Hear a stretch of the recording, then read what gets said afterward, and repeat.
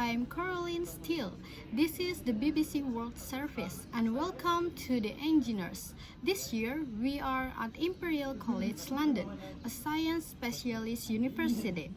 Our focus today is the technological revolution defining our era, artificial intelligence or AI, and I am joined by three world leaders in this field and enthusiasts audience in Imperial Great Hall. And today, a computer can defeat the world's best player in the most complex strategy game. The first movie written entirely by AI has been released, and AI might have discovered our first new antibiotic in 3 decades.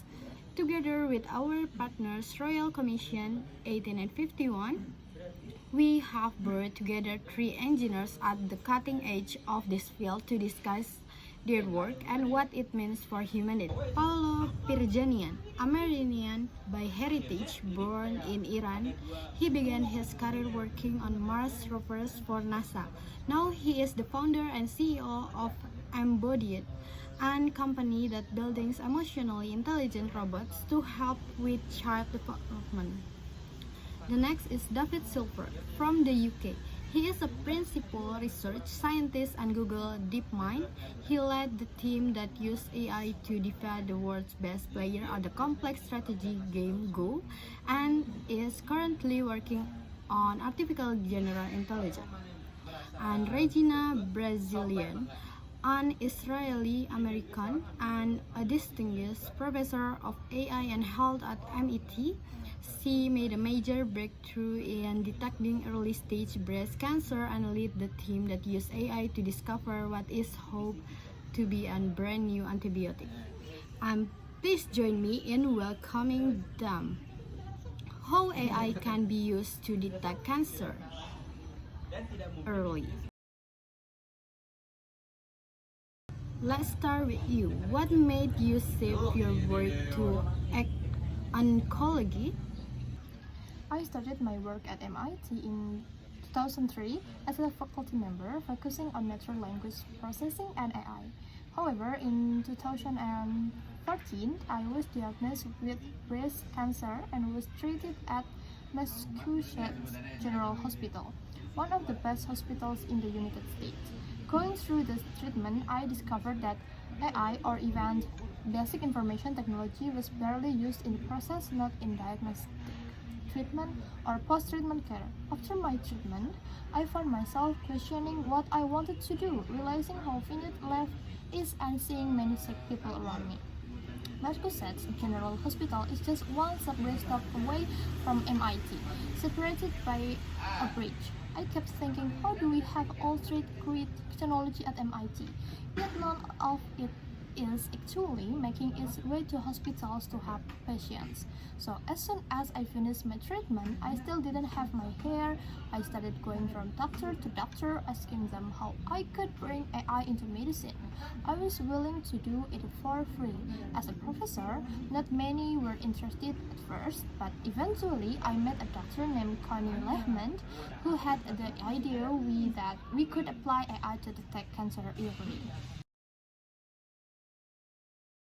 David, you come to AI via the games industry and pursued a PhD in reinforcement learning. What is reinforcement learning and how did you use it in those early days? I started in the games industry before going back to academia, where I worked on building computer games. A big part of building games is creating AI for them to part that makes characters move and behave. I was fundamentally disappointed by the method used at that time. They didn't feel like real AI. Then I discovered reinforcement learning. It's a method that allows systems to learn for themselves through experience, trial and error, trying things out and seeing what works and what doesn't. So it's like how we learn not to touch fire because at some point we try it hard and we learn not to do it again. Yes, exactly. Humans are believed to have a major part of the brain devoted to providing feedback, teaching us to do more of the good things and less of the bad ones.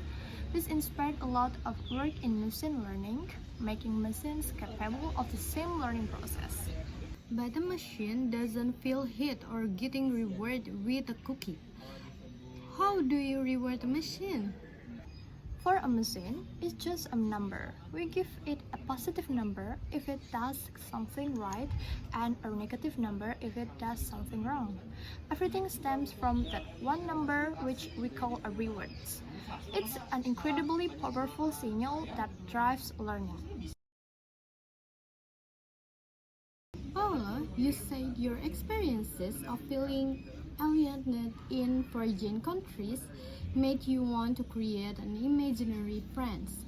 Many people can relate to having an imaginary friends, but for most of us, they remain imaginary. How did you go about making a real one? Unfortunately, many people need championship or therapy, yet there is a massive shortage of professionals to provide it. Take autism as an example in the US, its prevalence has increased rapidly. 10 years ago, it was one in about 200 children. Today, it's one in about 20.